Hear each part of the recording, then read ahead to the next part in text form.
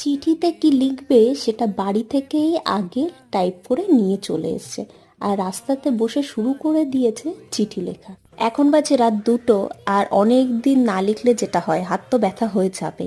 মোড়ের মাথায় দাঁড়িয়ে সব কটা মিলে আড্ডা মারছে, আর এই দিকে রেখে দিয়েছে কার্তিককে। তো এবার মিশন হলো কার্তিক ফেলতে যাওয়া। তো সব কটা গাড়িতে উঠেও গেছে, আর বাড়ি থেকে বেশ খানিকটা আগেই ওরা গাড়ি থেকে নেমে গেছে, ঠেলে ঠেলে বাড়ি পর্যন্ত যাচ্ছে। আর বাড়ির সামনে এসে দেখতেই পাচ্ছ একদম ধীরে ধীরে আস্তে আস্তেই যাচ্ছে।